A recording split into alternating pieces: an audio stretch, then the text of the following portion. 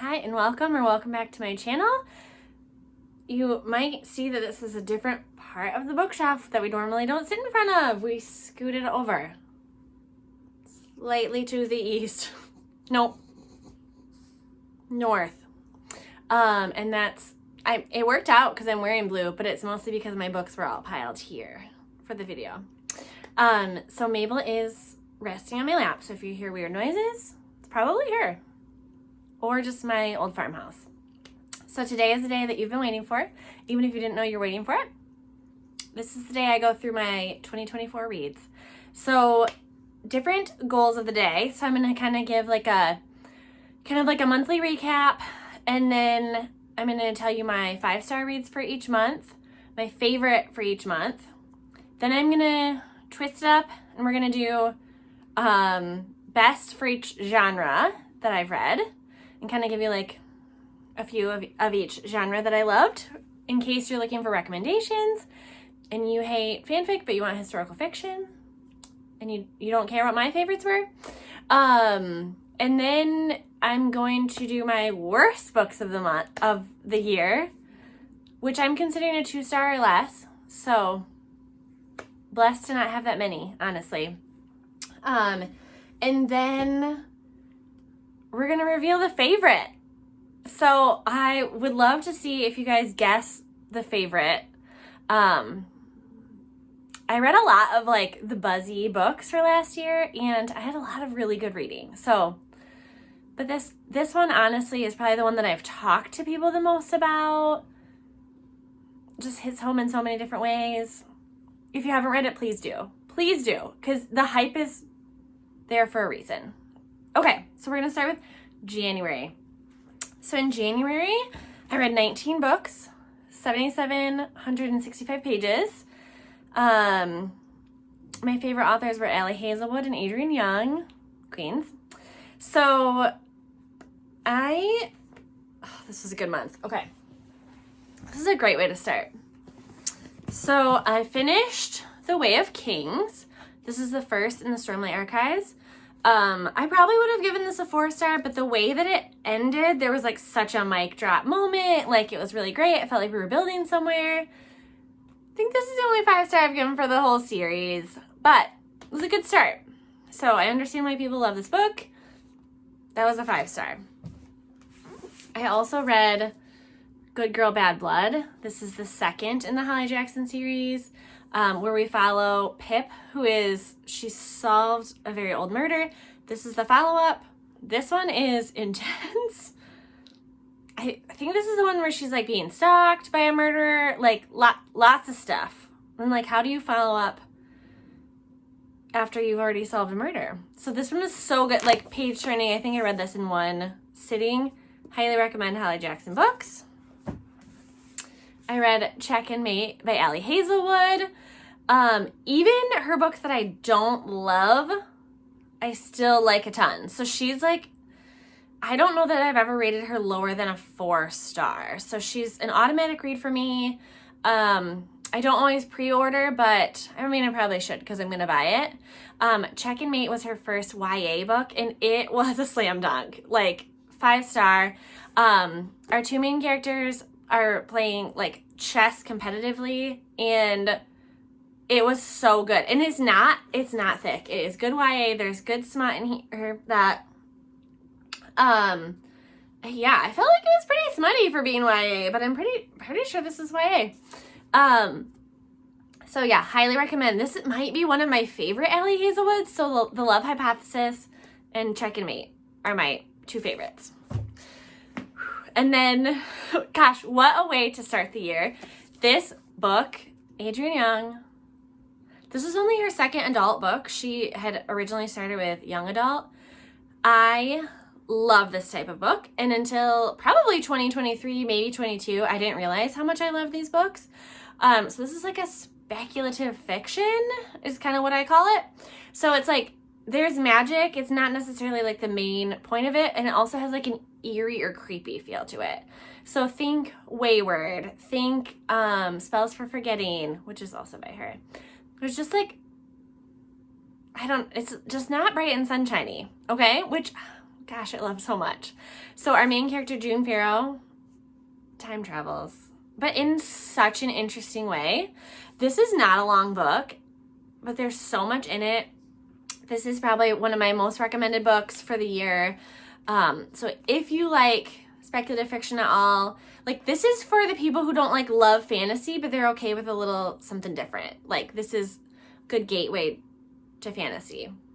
I don't want to give away any of the plot, but I felt like it was written really well throughout. It's kind of devastating. The magic is really cool, and the way she wraps it up is also amazing. So 5 stars. This is a perfect book. Amazing. Absolutely amazing. Then in February, me and Mabel, I don't know. I read 19 books, 8,893 pages. And then let's see. So Penelope Douglas and Christina Lauren, I said, were my favorite authors. So, sorry, I have so many things to reference here. Let's see. Because some of my books I don't actually have like copies of, unfortunately. Okay, so one of my 5 stars for February was, I want to say this is the 7th in the Cormoran Strike novel series. So if you don't know, Robert Galbraith is a pen name for J.K. Rowling. So these are adult mystery.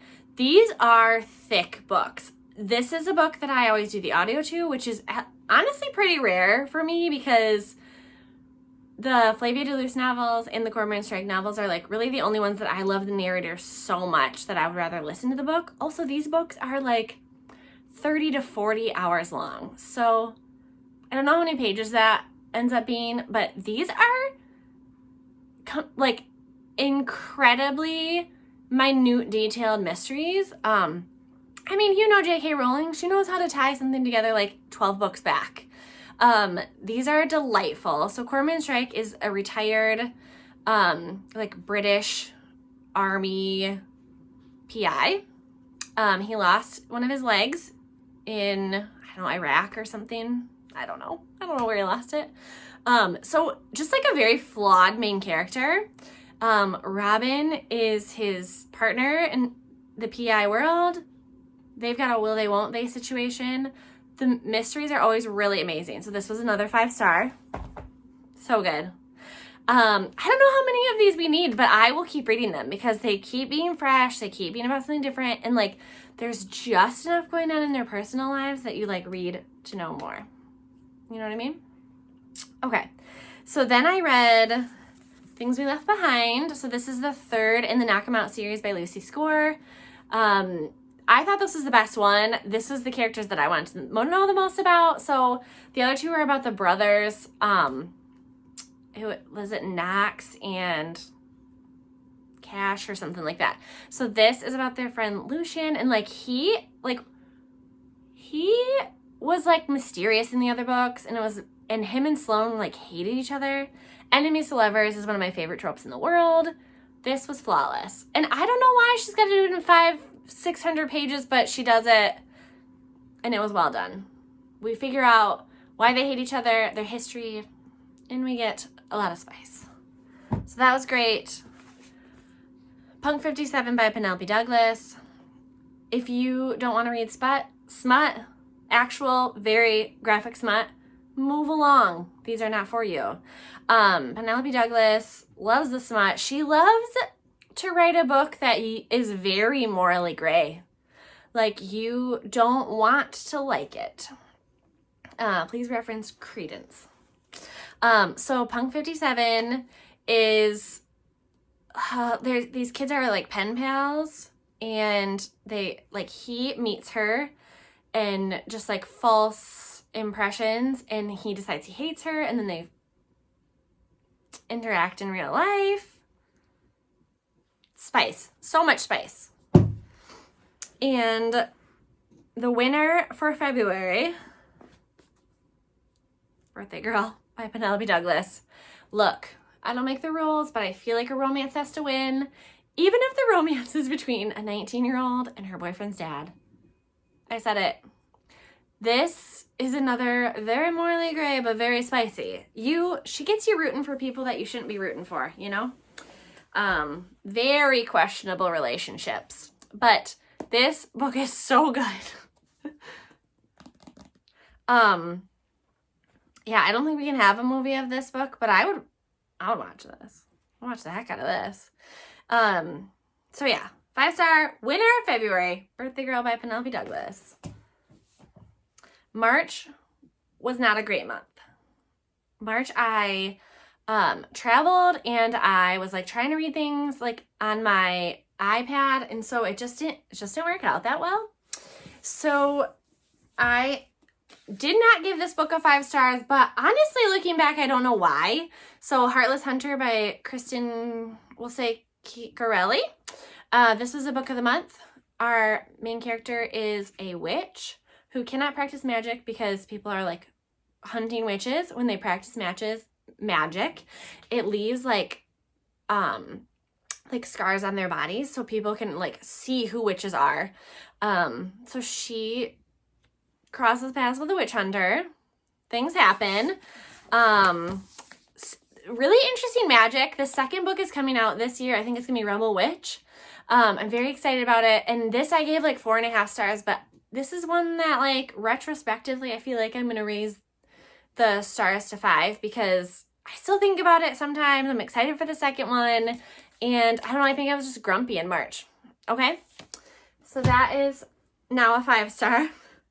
And the winner of the month was As Good as Dead. This is the third in the same book series by Hallie Jackson.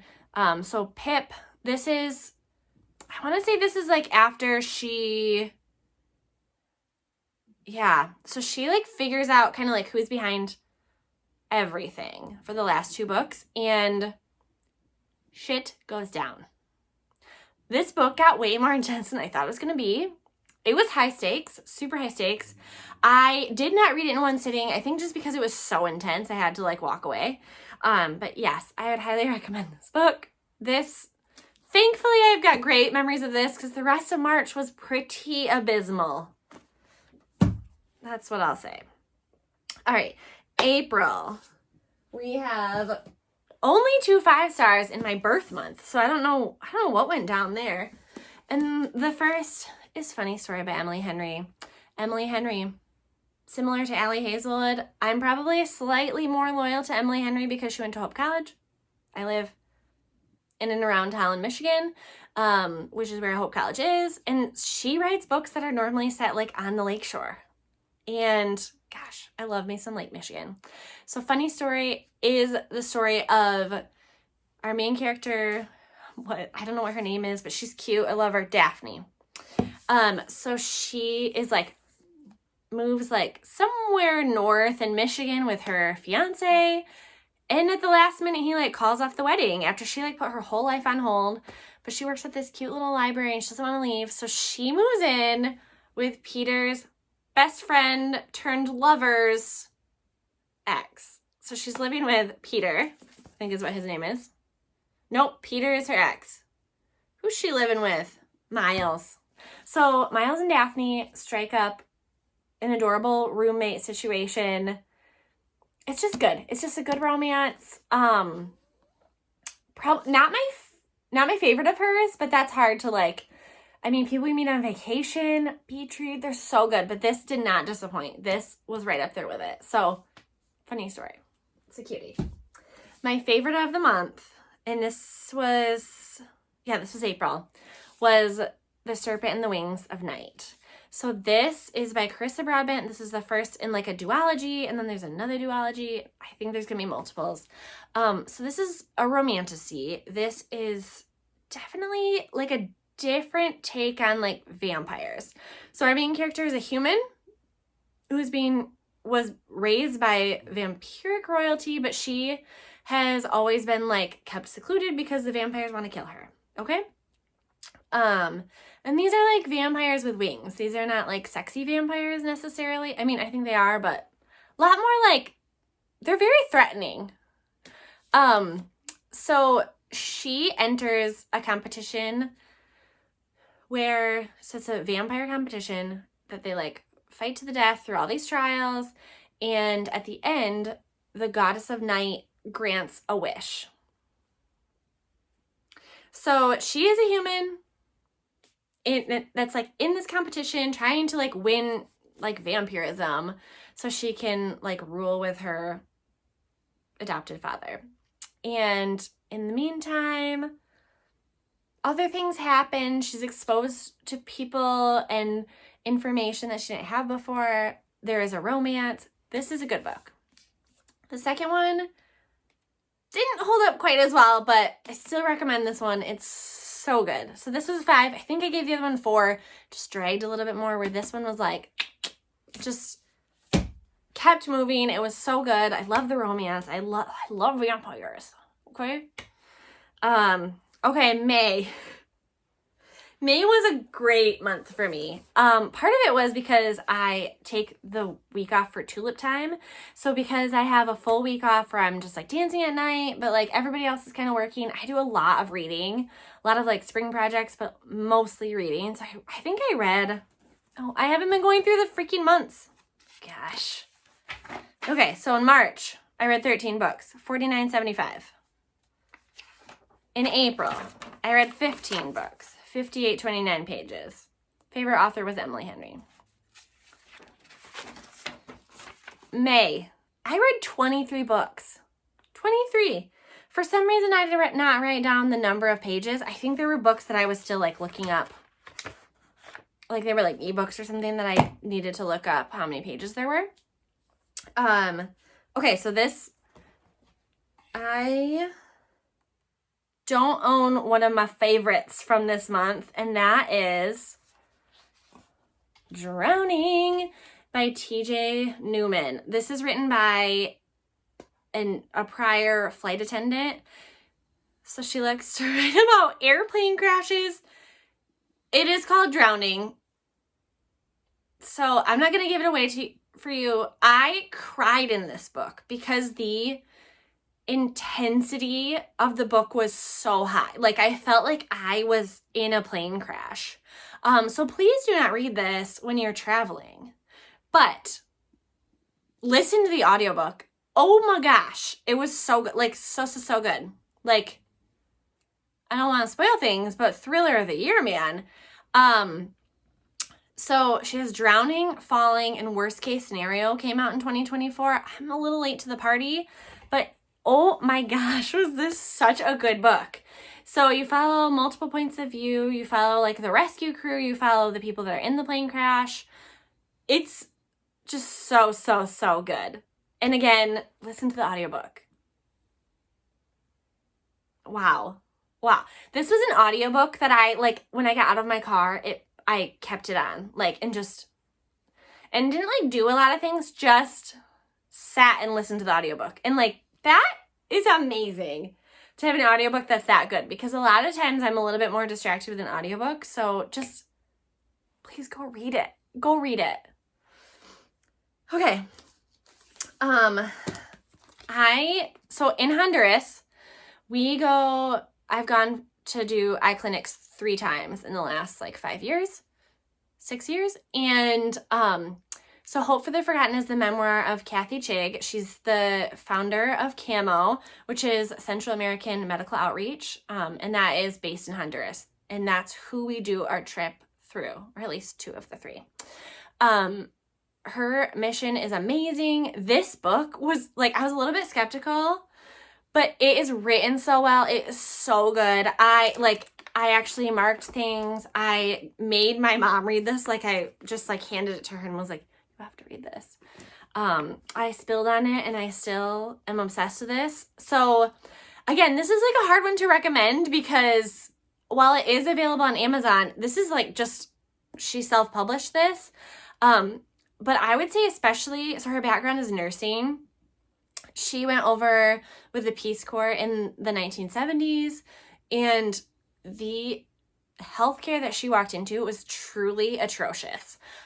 So if you like medical dramas or if you are a nurse, like this will speak to you. This book is amazing. And she like weaves all through her Christian faith and her support system. And it ends off, I want to say like 2022, beginning of 23. So this is a recent book. So good. Please read it. It's so good. And the author is, Kathy Chig, which is spelled real funky. So, such a good book. Then I have 2 romance. So I have The Paradise Problem by Christina Lauren. I love The Honeymooners. Like, that's one of my favorites of theirs. Paradise Problem is very similar to it in the fact that it's like, we are falling in love in a tropical place. Our main characters are actually married. She doesn't know that they're still married. They got married in college so they could do married housing, and she thought that they got it annulled or that they were divorced. Turns out they didn't. So her husband it's like 6 or so years that they've been married that she didn't realize. 5 years. So her husband comes to her and is like, hey, my family thinks we're married and we have this weird family reunion or something to do with our company. And they're trying to sort out who is inheriting.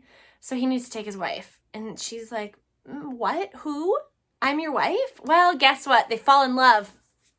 It's so good. It is so good. The story is real far-fetched, but I will go there with you for a good romance. 5-star. And then, so this is the first in this series that I read. This is number 2. I read it first. No regrets. Part of Your World was the first one, which was good. I don't think it ruined anything for me to read them out of order, the 1 and 2. 3, I would read after 1. 1 and 2, probably. So our main character, I believe she's an ER provider. And her, they're relatively similar. Okay. So Brianna Ortiz, her life is flatlining. So her brother needs a kidney donor. She is up against another doctor for, her divorce is about to be finalized. I feel like is she the one that's married to just a complete turd? No, that was the first one. Okay, so she's getting divorced. Her brother needs a kidney. She's an ER doc. And there's another doctor that's being brought in that they're in competition for chief. So she thinks that they are competing. He's just trying to be a good guy. And then he gives her brother a kidney. This is such a good book. And there's some neurodivergent representation in here. It was written so well. I loved it so much. And now we come to the winner of May, which is The Women. And it's one of my most loaned out books. So it's currently in the hands of a coworker. Even though I feel like everyone has already read this book. This is probably the most read book from non-readers. So now I feel like all of my labor and delivery friends have read or are reading or know of it, because it is about women nurses in Vietnam. It is a phenomenal book. You should read it. So because I gave out my copy, I do have the cover to reference. This is such an unassuming cover. It's just a helicopter. So our main character, I don't remember her name. Her brother goes to Vietnam. Her family celebrates him as a war hero. So she's like, you know what? I'm going to be a war hero too. And goes to be a nurse. And her family thinks she's disgusting. There is absolutely no honor in it for her. They hate that she's doing this. So she goes, I think she serves 2 tours, and it is absolutely horrendous. Reading The Women to me was similar to watching the scene in Pearl Harbor where the women are just overwhelmed by the triage of the men coming in from the harbor. It makes me feel awful. I could cry right now just thinking about it. Just the feeling of I have had to triage a patient that is dying and try to save their life, and I cannot imagine doing that times 100, 200 at a time, and what that does to your nervous system, what it does to yeah, like to then like leave this traumatic situation and go home. And like, yeah, I feel like there are days like our shifts are really hard and then we come home and it's like, oh, you're supposed to just suddenly be a normal person again. And so to times it by 1,000,000, like be gone for like 2 years and come back to the world and then have people be protesting the war. And like, you know what? There were reasons to protest the war. And I get that. I'm not saying that the Vietnam War was amazing, but like the way that people were treated that were just trying to help their country was so awful. And probably like half the book is in Vietnam and half is just the repercussions after. And Kristin Hannah, damn it, she loves a devastating historical novel, like absolutely devastating.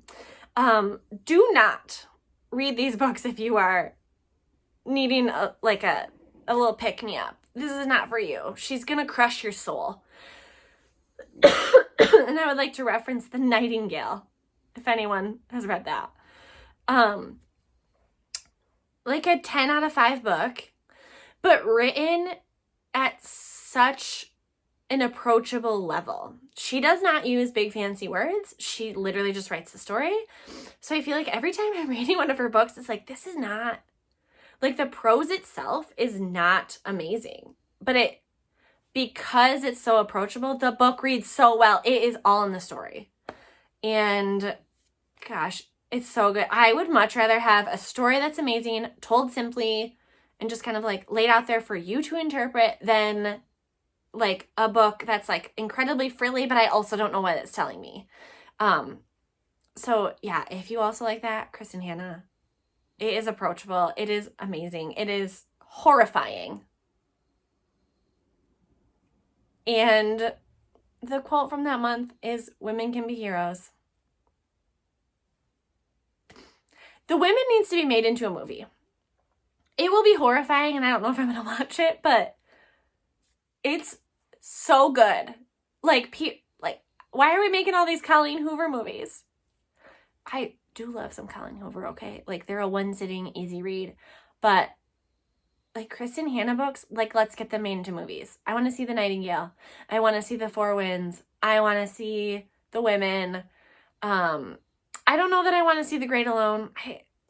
I love to hate that one. They're all horrifying. But gosh, what an amazing writer. Okay, June. I don't even have how many books I read here. 15 or more. 5,489 pages. It says that my favorite author is Carly Fortune. So the first book that I loved was, it was an audiobook that I listened to. This is The Color of Compromise by Jemar Tisby. So this follows the American church and how racist we are, which I wish I could say it wasn't true. And I'm really sorry, but if you say that the church is not racist, and I mean like, yeah, like the organizations, I'm not saying every church member is racist, but like we do have a lot of implicit bias. So if you don't believe the church is racist, then I think maybe you need to like read or listen to a book like this, because it is just so built into the fabric of this nation, the way that we twist Bible verses and make up rules, and it's horrifying. Okay? So 5 stars for that. Well written, very approachable, horrifying. This is supposed to be Summerween on another note, and I feel like the horror that I enjoy reading are books about slavery, books about racism, because what is more horrifying than the real ass things that we've done to people in this country? Okay. Another book I read along those lines is Kindred by Octavia Butler. This book is amazing. So I think it was written in like the 70s.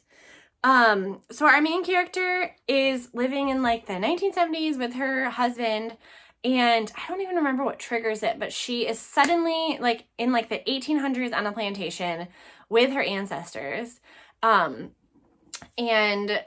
so she has to like kind of like protect what's happening because it is like it's going to create her in the future, but also like try to survive.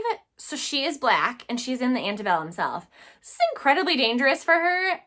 And so she's pulled by one of her ancestors. So anytime that he is in harm's way, and he is the plantation owner's son, anytime he's in harm's way, she's like pulled to help him. So she saves his life. So they have a really interesting relationship, but she's also Black. And so anytime that she's there, she's treated like a slave on the plantation. And like as a young boy, he's delightful and helpful. And as he grows up, like every time she comes back, he's more and more dangerous because he is a white slave owner. And he's just like taught to hate her. And it's so awful and it's so real. There is a show, I want to say it's on Amazon Prime, based off of this book. So that's on my list to watch. But again, it's one of those like, this is horrifying. A lot of times I watch TV to escape. But this book was amazing. I would have loved to like talk to a book club about this book because yikes. And it was written so well, and it's like a relatively old book, and I know that it keeps like coming up on a lot of like great books to read, and I'm here to tell you that it is. This is a classic. Should be a classic, at least. And then completely switching gears. So we got our two super intense, and then we have The Housemaid by Freida McFadden. I had previously read The Teacher by Freida McFadden and hated it. So, well, I gave it like 3 stars. It just wasn't all that it was hyped up to be. And like the characters were yuck. So The Housemaid was one that I was very much bullied into reading by people. It was great. It was a 5-star. I read it in one sitting. I cannot bring myself to read the next 2. I feel like I kind of know what's going to happen, and I've heard that they get worse and worse just because it's like the same storyline over and over. But I also know that they are making a movie, and it's Anne Hathaway. I forget who the guy is. Anne Hathaway. And that chick, Melanie Griffith's daughter. Dakota?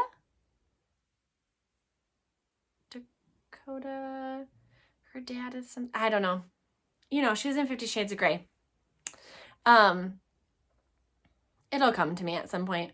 But I'm very interested. I think the movie would be very good. I don't read a lot of thriller because I don't feel like there's that many fresh ideas out there. But this one, it didn't feel super fresh, but I also couldn't guess what was happening, even though you kind of knew, but it was also still shocking. So that was a good one.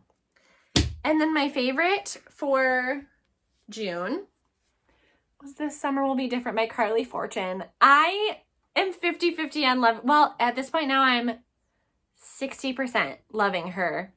So she's got 3 books out. The first was Every Summer After. That was a 5-star. I was like, oh my God, this is a new favorite romance. The second book, I don't even remember what it was called. I really didn't like it. Like maybe 3 stars. It was disappointing. And it felt like if it was just tweaked, it would be great. But this book was so good. This made me want to get on a plane to Prince Edward Island. It was so, like, the ambiance was so amazing. Very much, like, set in time and place. So our main character, Lucy, goes to visit her college best friend lives on Prince Edward Island. So she goes to visit her at some point in the summer and accidentally hooks up with her brother before knowing who he is. So they like keep that secret for years, and now she's back and like trying to like confront her life and what's actually happening in it. Her friend is getting married, but there's lots of like weird, like her friend isn't really talking to her. So she ends up like with Felix again at his home in Prince Edward Island. This summer is different. But there's kind of like there's a now storyline, and then we keep like flashing back to other summers and their interactions, and so you kind of like build up the story as you go. This was so good. Like if you want to feel like summer, like this feels like summer. I loved this book so much. This is the dream, the hometown romance with your best friend getting married, like on an ideal like island town. Oh, so beautiful. Okay. In July, I read 17 books. And my favorite authors were Isabel Ibanez and Danielle Jensen, both new authors for me, I believe. I think. Yeah, new authors. There's another Isabel that I love, Isabel Cañas. Not her. I read 6,875 pages. And where are you at, girl? Okay. So I got to stack.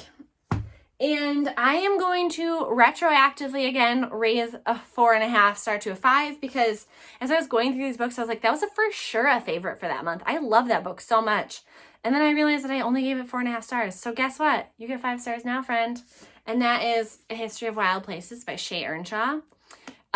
So I have read her other, so she has like a YA, like novella series.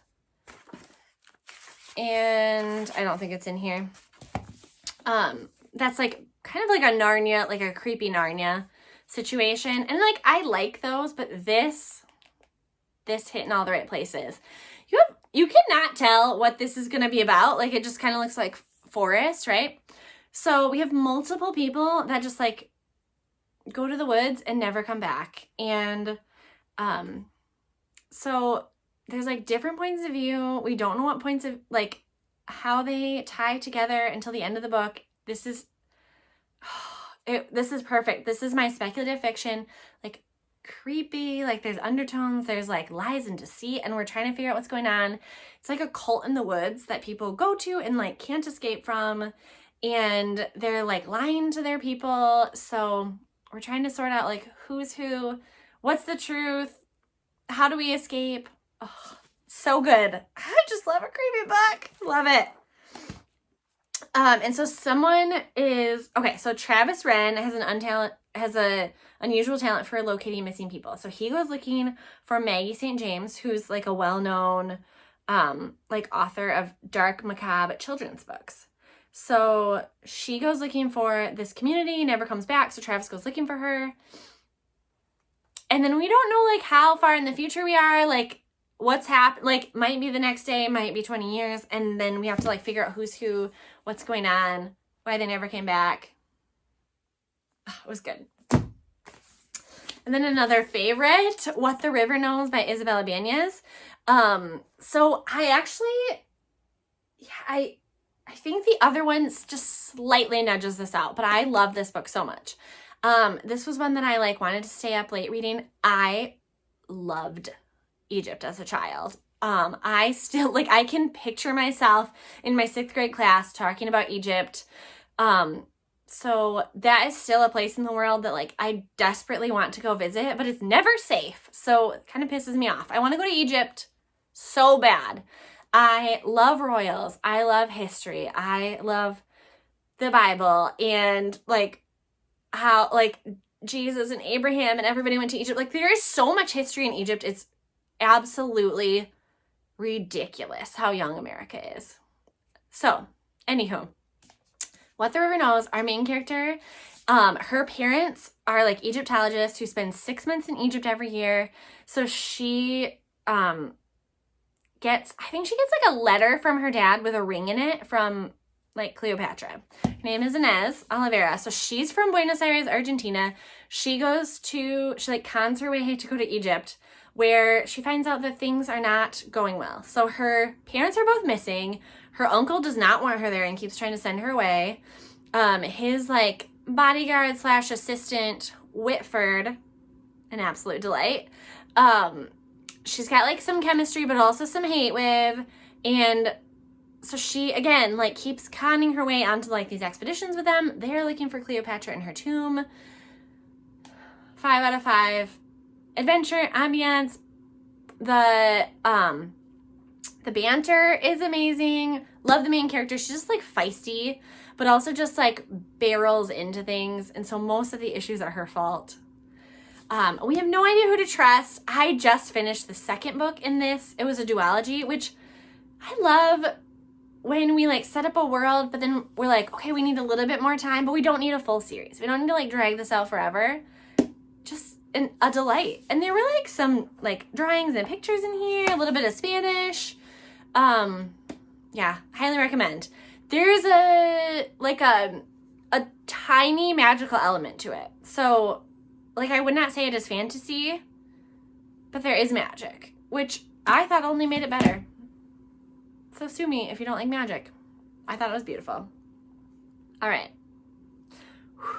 I love me some Vikings, okay? I don't know if you've watched Vikings or Vikings Valhalla. Love it. Would I want to live there? No, I am a dainty flower. I would not want to be a Viking, but I love it. I also feel like their women were feisty, which is why I like it so much, I think. So, A Fate Inked in Blood. I hate this cover. I think she looks creepy and I don't like it. So this is a cover that I never would have picked. But if you don't judge a book by its cover, like I do, this book is so good. So our main character is Freya. And she's just like getting sold off into marriage by someone. And then, she has like magical powers, but her family wants her to keep it like hidden because there is, there's like a legend of the Shield Maiden. And oh my gosh, it's so good. What is it? Okay, so there's like been like a prophecy about her that like she knows is probably about her, so that's why she's keeping it hidden, because I think the prophecy is like there's a Shield Maiden and whoever controls her will like control the nation or whatever. Or like unites the gods or something wild. So she's trying to hide her magic and she gets found out. And so she gets married off to someone. She is just like absolutely abused with her magic. And the man that she's married to already has a wife. So she is pissed, but also like believes in the prophecy. So there's just like a lot of like who's on whose side, who's okay, who's using her. Well, they're all using her. There's some like mystical, like the gods are very involved. So like the gods keep showing up. And then there's a twist at the end that's so good. And the next book in the series, I'm not sure if it's a series or a duology. This is a book that like, I feel like we could be good with either. Like, I don't know if she'll wrap it up in the next one. So the man she's married to has a son. And there's so much spice. So much spice. But you know, she's married to his dad. But she's the age of the son. So the second book is coming out, I think this summer. I am so excited. I think it's like a curse carved in bone. Things were revealed in this book that make me so excited for the next book too. Oh, gosh, the lore. I love the lore and the banter and so good. Okay, so here's a quote. I wrote down some quotes this year. Again, I was rendered nameless, just a tool, just a weapon to be wielded by all the men around me, but I'd had enough. So good. All right, we're in August. We're 43 minutes in, and we're only in August. Okay, we got this. So I read Empire of Storms. I got through the Throne of Glass series. It was great, but it's nowhere on my best list. I'm so sorry, guys. I just don't think that Sarah J. Maas is the best fantasy out there. And if you love her, that is great. Empire of Storms is like book, I don't know, like 6 or 7. I did a tandem read where I read that and Tower of Dawn. Thank God, because otherwise Tower of Dawn would have been awful. Because I am not the biggest fan of that character, which is the whole like 600-page book. So because I got to weave it through with Empire of Storms, this is the only book in that series, I believe, that I gave 5 stars to, just because it was like nonstop action. We were getting answers. Our characters were coming together. The final book in the series did not get 5 stars because it was just battle, death, battle, death, battle, death. And then it was like a little bit of magic.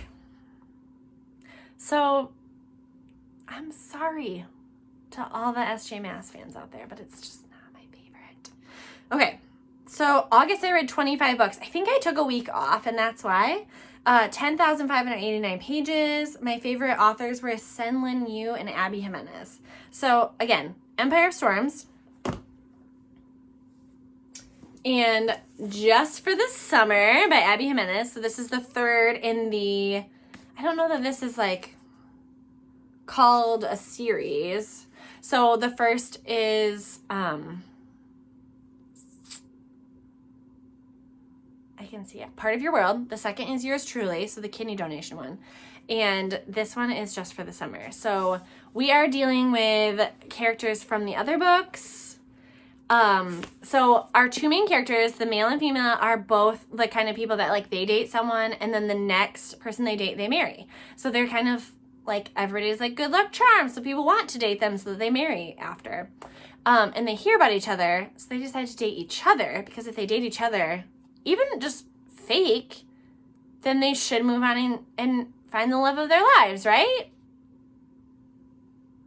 And she's a travel nurse, so she works at the hospital that the other characters work at, so there's a lot of overlap. This was really good.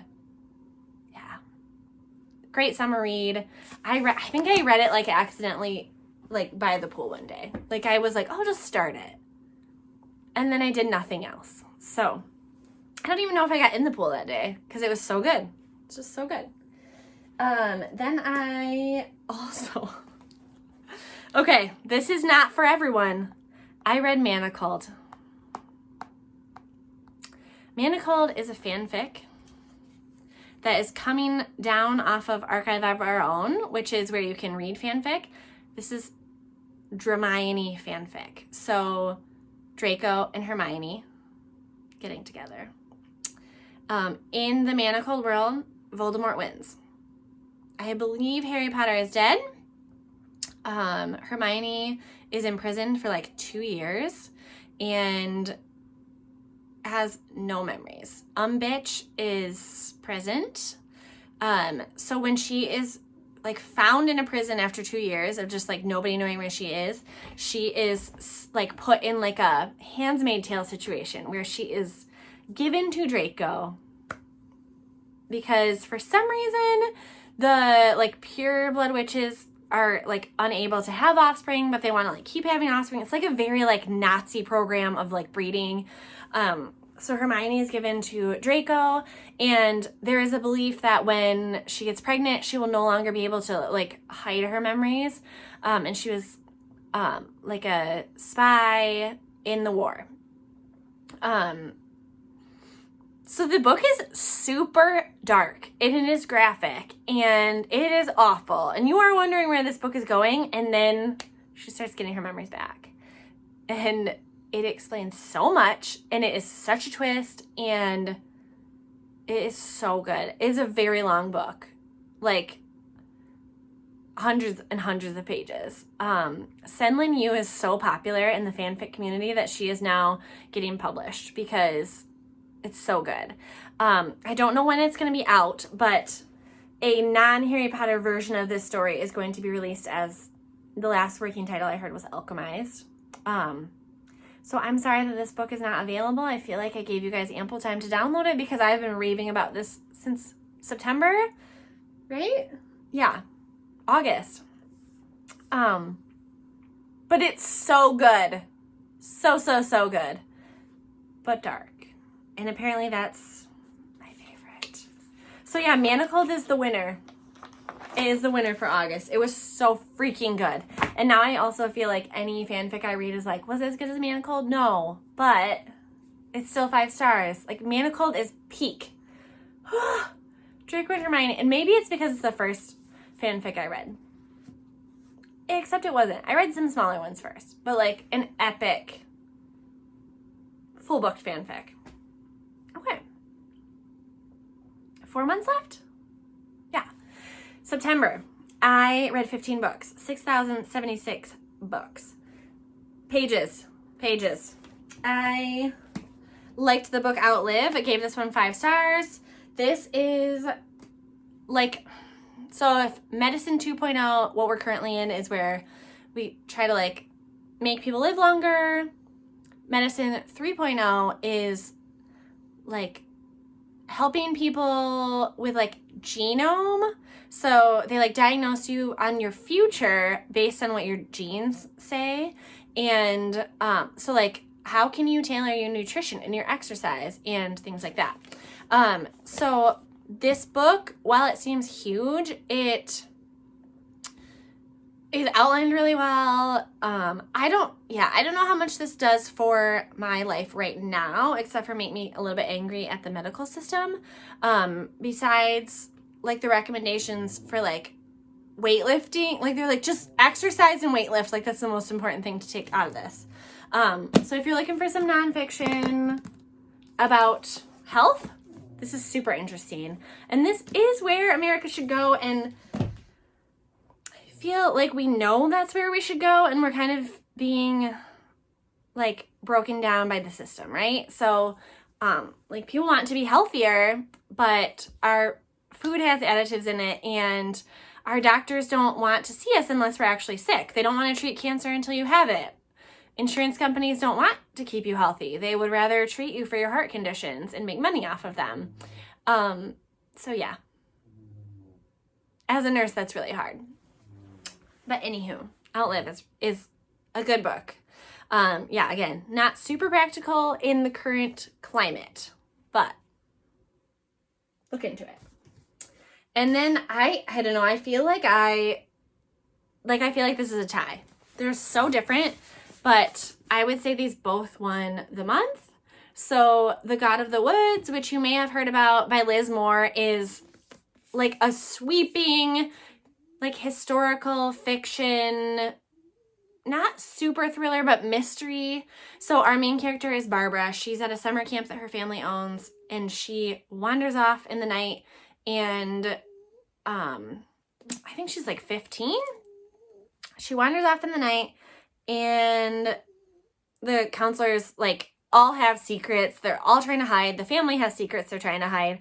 But her brother also disappeared 14 years before. This is set in the 1970s. Her brother never reappeared. So we're trying to decide, like, did Barbara disappear? Did it have anything to do with her brother disappearing? What's going on with this camp? Why are this family's, like, super wealthy, but also, like, who are they beholden to? What are the counselors hiding? What happened 14 years ago? There were so many, like, points of view and mysteries and people hiding things, and it wraps up in, like, just a little bit at the end, but it was written so well. Definitely, like, creepy summer camp vibes. Like, not horror, but, like, creepy. I loved this book. So this is a book that you want to read, like, summer, because the summer camp vibes are so strong. I thought September was glorious, but you can aim for June, July, or August if you want. And one of my favorite new romantasy books of the year was One Dark Window by Rachel Gillig. This is a relatively complex magical system. So there are, like, a deck of cards that have power. And there is a shepherd king. And I feel like this book sets it up but leaves you with lots of questions. But the next month I read Two Dark Crowns, and that, like, ties it up. It's just a duology. So our main character, Elspeth, had, like, got this sickness that she was supposed to have been, like, put to death from, but her family hid her.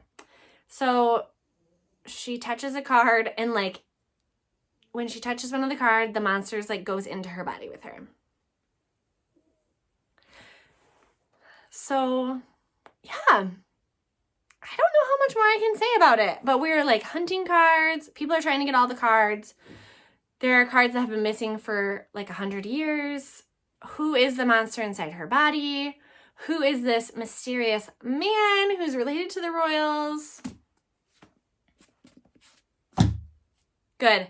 Great twist at the end. And thank goodness I read this book, like, way at the end of the year that it was released, because I wanted to read the sequel so bad. And I was like, I'll wait. I have so many other books to read. And then I didn't. I read the next book right away. So in October, I read 14 books, 6,194 pages. My favorite author was Sharon McMahon. I follow her on Sharon Says So. She's the best. So I read, oh gosh. So all my 5 stars were 5 Survive by Holly Jackson. So this is not in that same series. This is different. So this is a one-off thriller. It was really good. So our main characters are going to spring break in an RV. But people have secrets. Things are happening. I feel like somebody's parents are like under investigation. So the RV that they're in suddenly gets a flat tire and then they're being shot at and getting like notes that are like, come out of the van and tell us what's going on. So the RV, whatever. So they're trying to figure out what's going on. It's like a one night situation. It's really good. Not a one night situation is All the Colors of the Dark by Chris Whitaker. This is another like very hyped book through the year, and it was good. This one is hard to say what it's about because it's like a historical fiction, found family, like there's trauma, there's bank robbers, there's a mystery, there's multiple murders. Like so much happens in this book, but it's also written at like, it is at a slow pace, so you're just like along for the ride. It was very well done. This is like a 600-page book, but the chapters are like so short. They're like 1 to 3 pages maybe, so it just keeps moving so quickly. Yeah, I really enjoyed this book. I highly recommend it. I think that you'll really fall in love with, is it Patch and Saint? Yeah. And it's like 1975. A lot of like 1970s books this year. So then I read Two Twisted Crowns. This is the next book in the series that we just were talking about. And I don't feel like I need to tell you more about it. This is just continues the story with Elspeth. We figure out who the monster is. We figure out where the cards are from. We save everyone. Some people die. There is some romance. Like more than I thought. It was so good. Okay. And the winner of the month is The Small and the Mighty. So this is 12 unsung heroes who changed America and changed the course of history from the founding to the civil rights movement. They are all women. A lot of like people of color. So Sharon McMahon is America's government teacher. I've been following her for a few years. She is Sharon Says So on Instagram. She's amazing. She has a very like bipartisan view, nonpartisan view of politics. And so that's how she presents them, which honestly is so refreshing in this world. So she's now a published author. This book was delightful. I went to her book tour. It was so good. So this book is not for everyone. I would like to say it is, but it has gotten some not amazing reviews because she writes like she speaks. So I do feel like if you follow her and love her, you will love this book because she like interjects wild, crazy things. She loves a weird story. She calls them brain tingle moments. So I loved this because I love her. I love these stories. I love what she's doing. The hope at the end of this book was so amazing. I was like fighting back tears the whole time at her book tour where she spoke for 2 hours. She's a delight. Yeah, but I guess if you don't like personality, don't read it, okay? I heard the audiobook is amazing. I read the physical copy, but I could also like imagine her saying all these things. And I heard that the audiobook was amazing because she reads it herself. In November, I read 16 books. I did not write down the page numbers. This is what I'm reading from my little book journal. My favorite books were written by Julie Soto and Allie Hazelwood. Allie Hazelwood. Oh. I don't know what that was. Two Can Play, maybe? Okay. So totally different for me. I don't really like poetry, but I read A Bit Much by Lindsay Rush. This was so good. These are such relatable poems. And look at me. I dog-eared all the poems I loved so I could reference them again. Yeah, so even if you don't like poetry, you could check this out. It's just delightful. There's just some really poignant ones about being like a woman in your 30s and 40s in America. So, yeah. It's a good one. Okay, 2 amazing books. Amazing. So I read Not Another Love Song by Julie Soto. This is a book that honestly, like, when I finished, I was angry that people hadn't recommended it to me because it's so freaking good. So our main characters both play for an orchestra professionally, but Alex Xander has some like history that our other main character uncovers. So they are like, it's like an enemies to lovers. They're kind of competing. There's a lot of music. It's so good. It is so good. 5 stars. One sitting read. Little smutty. So good. Read it. And then another like actual epic fantasy that was so good. When the Moon Hatched. I believe this came out this year, maybe in 2023 the end, but like this was pretty hyped and for good reason. This was a great book. So Sarah Parker wrote this. So we have dragons, and when they die, they like curl up and go into the sky and become moons. So the moon hatched one day. I guess someone came down. In all of this, we have multiple points of view. The one we don't know how it ties in until the end. And there is like an enemies to lovers. There are dragons. Our main character is like thief. The royals are evil. Gosh, there's so much in here. I don't know if I'm enticing you to read it, but I just want to tell you it is so good. And I'm just like an hour into talking about books, so I'm exhausted. Yeah, she's a good one. And, okay, I think that was all. And then December, I listened to The Anxious Generation before I left on my trip. And that is about the great rewiring of childhood causing an epidemic of mental illness by Jonathan Haidt. So this talks about what social media has done to us, especially with mental illness in like teenagers. And it was written so well. The audiobook was amazing. It is terrifying, but he also gives really great points at the end.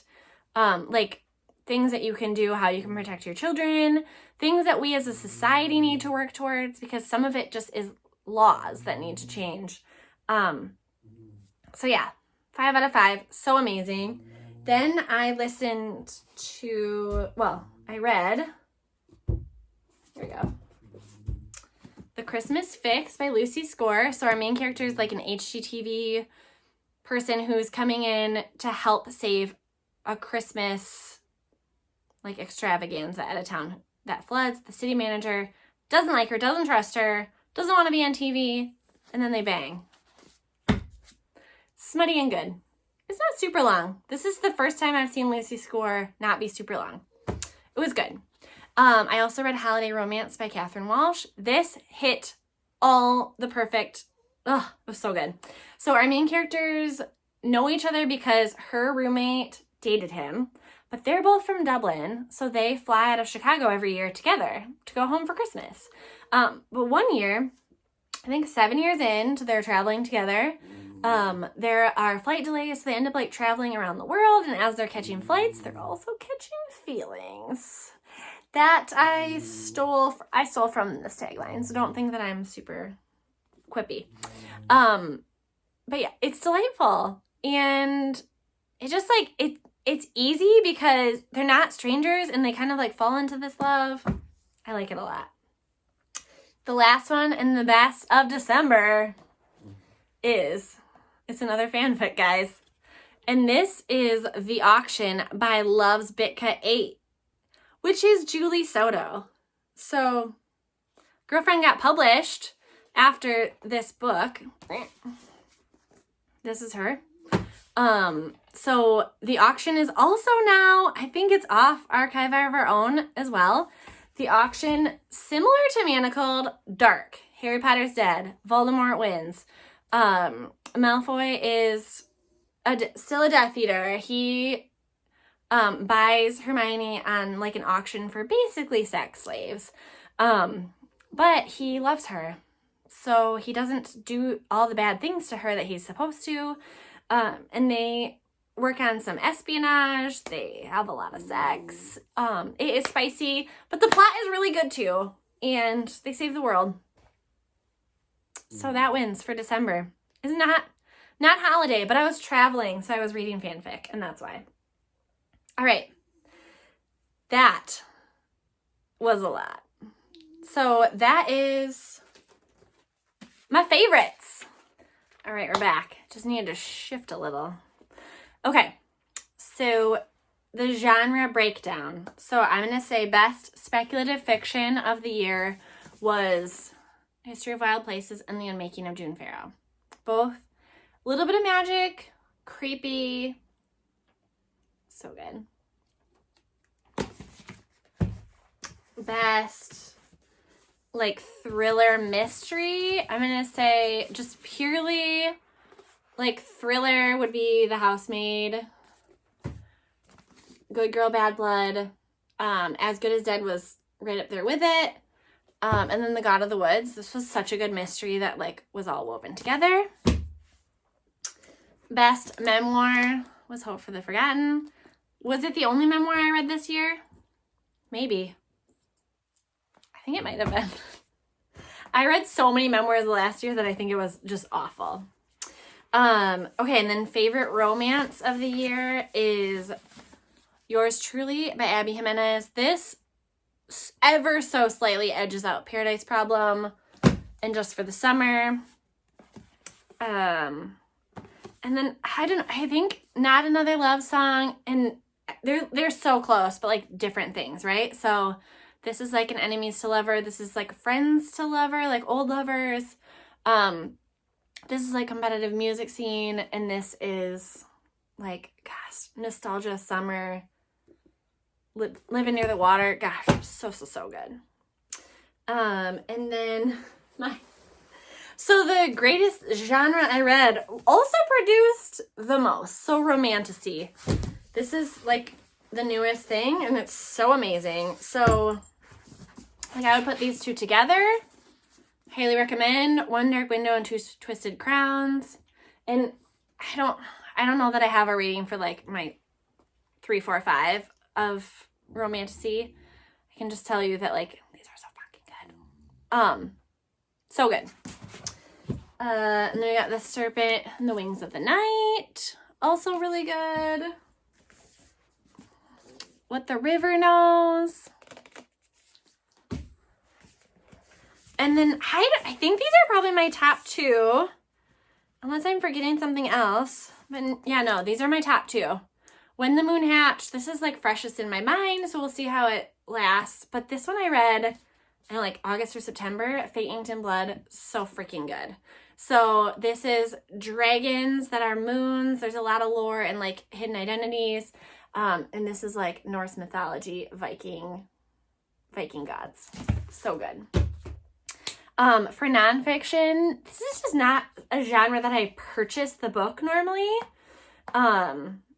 So I have The Color of Compromise. This was super good. And I have maybe The Anxious Generation. And my winner would be The Small and the Mighty. So good. Which is why I physically own it. And I don't know if you know this, but it's signed. It's signed by Sharon. And then my fanfic, I would say my number 1 would be Manacled. My number 2 is The Auction. My number 3 is Draco Malfoy and the Mortifying Ordeal of Being in Love. I think all of those are off Archive of Our Own now, so you can't necessarily find them. They're all being published, but they were so good. There's a reason that they're the best. And then my historical fiction is Kindred. So good. And the very best, The Women. All right, do you want to hear about my worst books of the year? So I do not have physical copies of these because if I owned them, I got rid of them because they were awful. These are my 2 stars or less. I have 4 2 stars, and that is The Fine Art of Losing Control by Ashley Shepard. It was awful. I read Faking Under the Mistletoe by her. I've read it the last 2 Decembers, not this one because I didn't have time. but it is amazing and it held up on the reread. It was so good. So we thought this other book that she published, like self-published, was maybe good too. It wasn't. It was pretty awful. So that was sad. Better Left Unsent was an arc that I read, and it was so bad. So our main character was just an awful character. She was such a pushover. So she wrote like all these passive-aggressive emails. Like when she was mad at someone, she would write the email, and then her ex-boyfriend sends all of them out. So suddenly she's like enemy number one to everyone because they are all getting these like inner thoughts that she never should have written down. And so dealing with the consequences of it. The premise was pretty great. The character was awful. All the other characters were pretty awful. She was just absolutely delusional. I hated it. And then I also read Room of Marvels, which is like a novella about heaven. I'm so sorry, but I hated it. Some people don't need to be published. You can write a story for yourself. It felt like he was trying to be like Chronicles of Narnia, like with like the allegories and the fables and the dreams and stuff. It was awful. I hated reading it. I only finished it because it was like 4 hours. And then my last worst book was Famous in a Small Town by Viola Shipman. I've read other books by him that I have loved. And so we read it in book club, and the only thing I liked about this book was discussing how much we hated it in book club. So it's like set in like Traverse City, Michigan, and so they talk a lot about Cherry Fest, but it is far-fetched. It is ridiculous. It was like Michigan propaganda with no plot. So I don't recommend reading that one. All right, so this past year, 2024, I read 204 books, 83,663 pages. My average rating was 4.03. So I must have gotten a lot of 5 stars, and I only had the 4 2 stars, and I didn't have any 1 stars. I don't think I DNF'd that many. Like if I did DNF something, then it was just because it just didn't feel like the time or the place. So they're not necessarily like off my TBR. So not like a true, like I finished this because it was the most awful book ever. Okay, can you guess my favorite book of the year? It's the one I talked about the most. All right. It's The Women. This book is so good. Please go read it if you haven't already. And hey, comment what your favorite book of the year was, because I'm always looking for recommendations, and I would love to know if it was something I read or something that's on my TBR. So yeah, if you're still watching this monstrously long video, thank you so much, and I will see you at the end of January to go over my January reads. Spoiler alert, I've already got a bunch of 5 stars. This is such a good month, and it's been like a week. Love it. Love it. So yeah, 2025 is shaping up to be a great reading year. 2024 was also amazing. And please go read The Women by Kristen Hanna. It's so good. As someone who worked a pandemic and is a nurse and is a woman in America, like, gosh, this book really spoke to me. And we did a Zoom call with the Sharon Says So book club, and Kristen Hanna was on it, and she is amazing. So I cannot wait to see what else she's working on. Please go read The Women. Thank you. Bye.